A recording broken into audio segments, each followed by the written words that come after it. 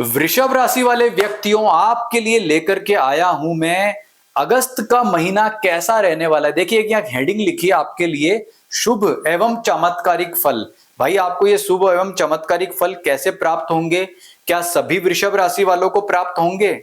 जरूरी नहीं है ना, क्योंकि यह वृषभ का यूनिवर्सल फल नहीं है, बल्कि मैं इसे लाया हूं नक्षत्र के रूप में भी। यानी कि अगर आपका वृषभ राशि है लेकिन आपका जन्म नक्षत्र कृत्तिका है, रोहिणी या मृगशिरा है, तो इसके हिसाब से आपके लिए यह महीना कैसा रहेगा। यानी कि ज्योतिष के इतिहास में पहली बार ऐसा मासिक राशिफल जो बिल्कुल सटीक सिद्ध होगा। तीर का जो निशान होता है ना, बिल्कुल सटीक सिद्ध होने वाला, वैसा बिल्कुल आपको जीवन में वही फल प्राप्त होंगे जो यहां बताऊंगा। क्योंकि मैं राशिफल के साथ में ही आपको नक्षत्र फल भी बताऊंगा। जैसा मैंने हेडिंग में लिखा है कि आपको यहाँ अच्छे फलों की प्राप्ति होगी, लेकिन जरूरी नहीं है कि वह सभी वृषभ राशि वालों को प्राप्त हो। क्योंकि अगर आपका जन्म नक्षत्र कृत्तिका है तो अलग फल रहेंगे, रोहिणी है तो अलग फल रहेंगे, और मृगशिरा है तो अलग रह सकते हैं। तो आपको इस महीने किस क्षेत्र में कैसे फलों की प्राप्ति होगी, किन दिनों में क्या सावधानी रखनी है, क्या उपाय करने, क्या रेमेडी रहेगी, और किन किन क्षेत्रों में शानदार उन्नति आप प्राप्त करोगे,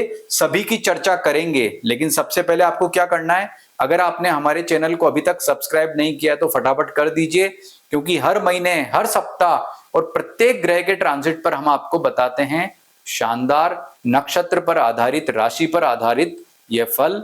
इसके अलावा वह परिवर्तन आपके लिए कैसा रहेगा।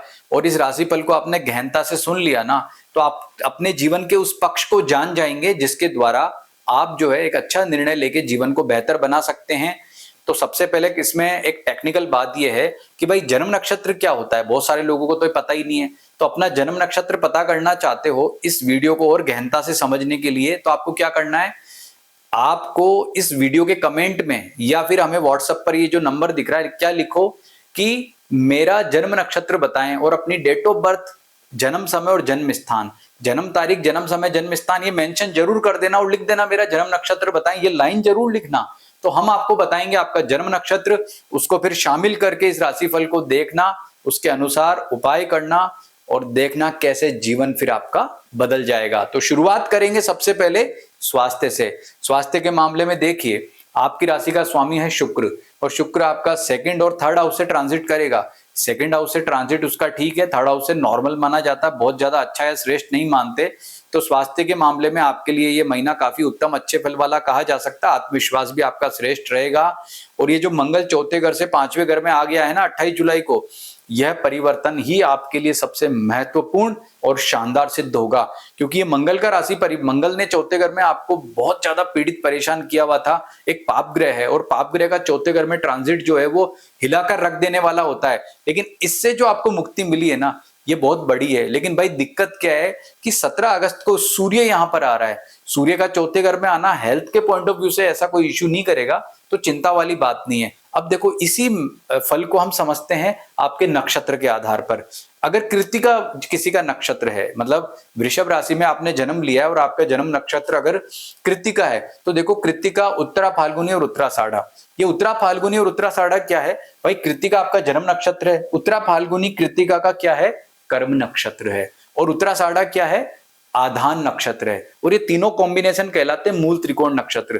कहने का मतलब इन तीन नक्षत्रों में जब भी कोई ग्रह ट्रांजिट करेगा, पाप ग्रह कौन से होते हैं, मंगल है, सूर्य है, शनि है, राहु है, जब भी ये ट्रांजिट करेंगे ना, तो क्या कर देंगे, ये नेगेटिव फल प्रदान कर देंगे।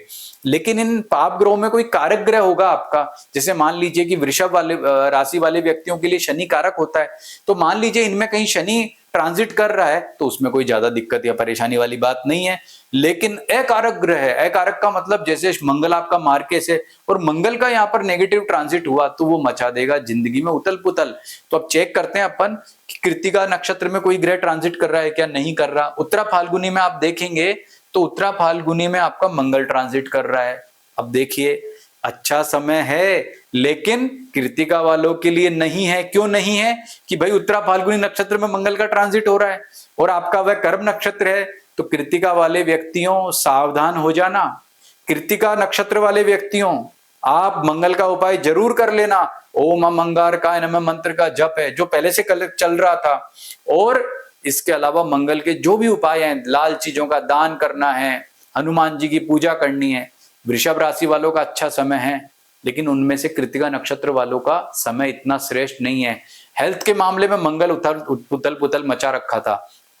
अब मेरी इस बात को गहनता से समझना कि मैं कहता भाई वृषभ राशि वालों का अब समय बहुत शानदार है हेल्थ के मामले में, और कोई वृषभ राशि वाला बोलता है कि नहीं मेरा तो अच्छा नहीं है, कमेंट में नेगेटिव लिख देता, तो उसका कारण क्या होता? उसका कारण होता कि कृत्तिका नक्षत्र वाले व्यक्तियों के कर्म नक्षत्र में मंगल का ट्रांजिट है, इसलिए दिक्कत है भाई, इसलिए परेशानी है।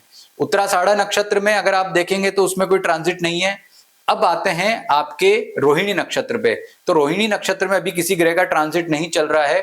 हस्त नक्षत्र आप देखेंगे तो हस्त में आप चेक करेंगे कि इस समय जो है वो कोई नक्षत्र का ट्रांजिट नहीं चल रहा है, मंगल आएगा हस्त में। ओके, 13 तारीख को मंगल हस्त में आ रहा है, नोट करें। रोहिणी नक्षत्र वाले व्यक्तियों, कृत्तिका नक्षत्र वाले व्यक्ति तो परेशान रहेंगे 13 अगस्त तक, और 13 अगस्त के बाद मंगल कहां आ जाएगा? हस्त नक्षत्र में। और जैसे ही हस्त नक्षत्र में मंगल का आगमन होगा ना, तो दिक्कत किसको होगी? अब रोहिणी नक्षत्र वालों को। यानी कि स्वास्थ्य के मामले में 13 अगस्त तक सावधान रहना है कृत्तिका नक्षत्र वालों को, और 13 अगस्त के बाद सावधान रहना है रोहिणी नक्षत्र वालों को। तो रोहिणी नक्षत्र वाले व्यक्तियों, वही मंगल का उपाय जो अभी बोला था ना, अब आप कर लेना और समझ जाओ कि मैं क्या आपको यहां पर बताने चाह रहा हूं। यही आपका सबसे सूक्ष्म फल है। अगर आप इसे समझ गए ना, तो ज्योतिष की बारीकी को समझ जाओगे। अब बात करते हैं आगे आपके हस्त या अभिजित नक्षत्र में। अभिजित तो कैलकुलेशन में नहीं आता है, रोहिणी या हस्त में तो आप देखेंगे कि हस्त नक्षत्र में और कहीं भी ट्रांजिट ग्रहों का नहीं हो रहा है, केवल मंगल का हो रहा है। इसके अलावा अभिजित में तो ट्रांजिट को अपन कैलकुलेट नहीं करते हैं, क्योंकि वो मर्ज हो जाता है श्रवण में और उत्तराषाढ़ा में।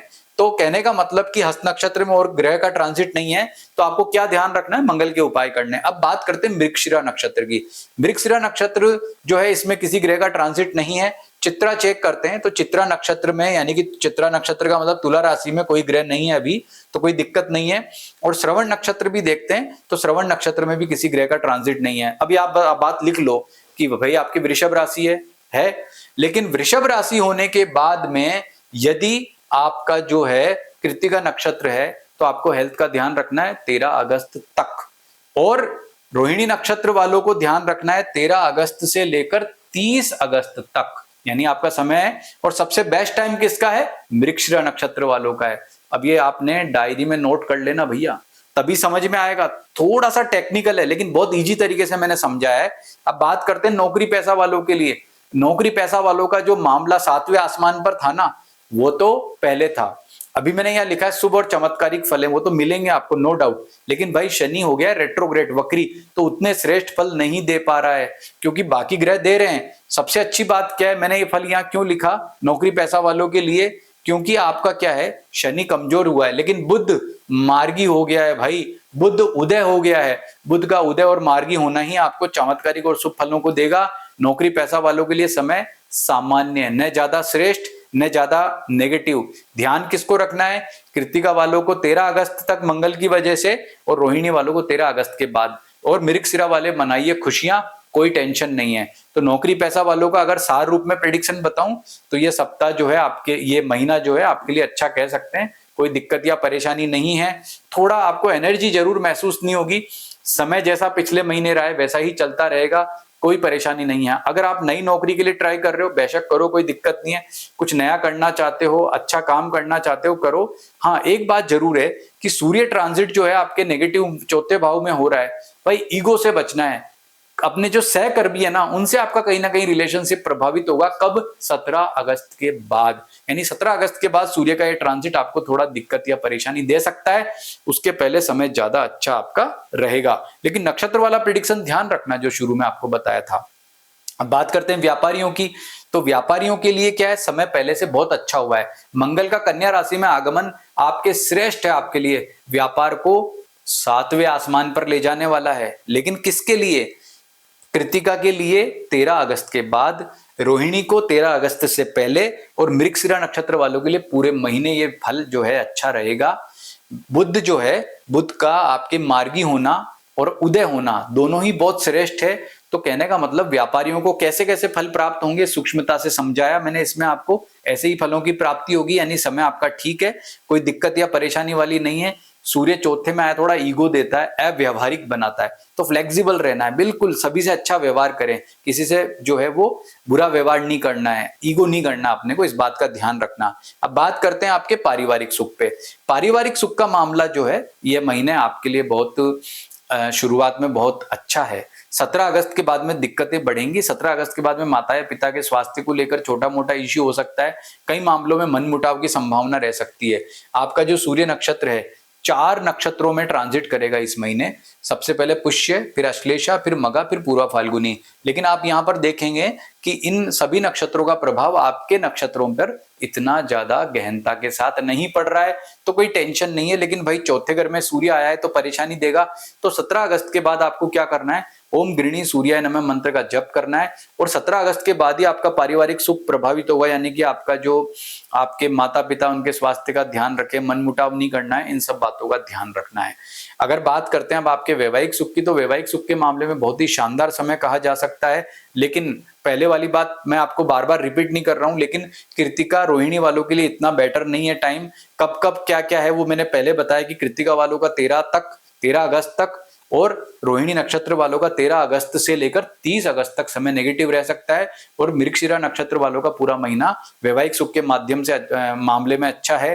विवाह की चर्चा चल रही है तो बहुत सकारात्मक तरीके से आगे बढ़ेगी, यानी कि सगाई होने वाली चर्चा और कोई रिश्ता तय होने वाली चर्चा वो बहुत अच्छी रहेगी।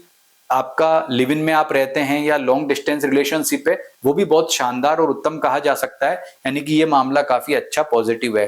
अब बात करते हैं आपके फाइनेंस की, आर्थिक मामलों की। तो देखो भाई आर्थिक मामलों में 11 अगस्त तक दिक्कत है। 11 अगस्त तक आप सतर्क और सावधान रहना है। कारण क्या है कि बुध अस्त है, कब तक, 9 अगस्त तक।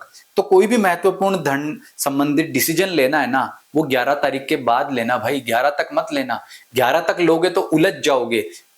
जब आपका बुध उदय हो जाए ना, उसके बाद में वो डिसीजन लीजिएगा। और इसका जो समय है अच्छा करने का तरीका वो क्या है, ओम गम गणपते नमः मंत्र का जप करना है और भगवान गणपति की पूजा उपासना करनी है। तभी आपको ये शुभ और चमत्कारिक फल प्राप्त होंगे। यानी कि 11 तारीख के बाद आपका समय बहुत ही शानदार अच्छा रहेगा।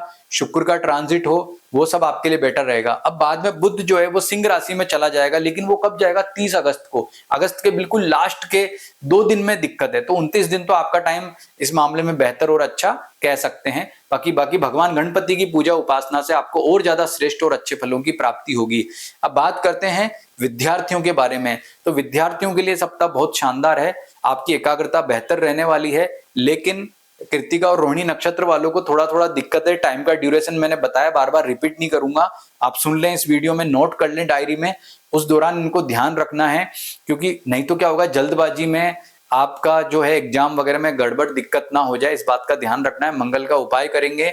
बाद में 17 अगस्त के बाद सूर्य चौथे घर में आएगा, तो थोड़ा स्वास्थ्य का ध्यान रखना है और सोच समझ करके क्वेश्चंस के आंसर देने हैं। बात करते हैं आपके भाग्य की। तो भाग्य के मामले में पहले जैसी तो श्रेष्ठता नहीं है, लेकिन फिर भी समय ठीक है। आपका जो यहाँ रिलेशन बन रहा है वो ठीक है, मतलब ग्रहों का। और जो रेमेडी है, रेमेडी की बात करेंगे, लेकिन उससे पहले एक महत्वपूर्ण सूचना आपको मैं देना चाहता हूं कि मंगल पंचम भाव में और शनि एकादश भाव में, भाई ये दोनों ग्रह आपस में एक दूसरे को देख रहे हैं। तो आपका मंगल पंचम ग्रह में कोई बहुत ज्यादा भारी नेगेटिव नहीं है और शनि एकादश में बहुत अच्छा है। तो इनका आपस में देखना बड़ी डेंजर सिचुएशन बनती है, बट आपके लिए इतनी डेंजर नहीं है। हाँ भाई ये जरूर है कि कृतिका वाले 13 तारीख तक सावधान रहें और रोहिणी वाले जो हैं 13 अगस्त के बाद सावधान रहें। लेकिन अब एक सबसे महत्वपूर्ण सूचना आपको बताने जा रहा हूं, ये जरूर नोट कर लें। आपको मैं अब वो दिन बताने जा रहा हूं जिनमें भाई सतर्क रह लेना। ये दिन आपके लिए ज्यादा नेगेटिव दिक्कत या परेशानी वाले रहेंगे, आप नोट कर लें। आपके लिए इस महीने 5 अगस्त, 6 अगस्त, 7, 14, 15, 23 और 24 अगस्त आप डायरी में लिख लो। ये जो दिन है ना, ये दिन आपके लिए इस महीने सबसे ज्यादा दिक्कत वाले, परेशानी वाले, समस्या वाले रह सकते हैं। इन दिनों में आपको बहुत ज्यादा सावधान रहना होगा, क्योंकि चंद्रमा नेगेटिव रहेगा। तो कुल मिलाकर के जितनी बातें आपको बताई है वो बहुत सरलता के साथ बताइए, उनको लिख लो और लिखने के बाद में उसको अपने अमल में लाओ, प्रयोग में लाओ, तो आपको समझ में आएगा कि कौन सा समय अच्छा है, कौन सा खराब है, कब फाइनेंस डिसीजन लेने, कब बाकी डिसीजन लेने। इस महीने रक्षाबंधन, श्री कृष्ण जन्माष्टमी और गणेश चतुर्थी जैसे महान पर्व भी हैं, तो उसकी आपको बहुत बहुत शुभकामनाएं।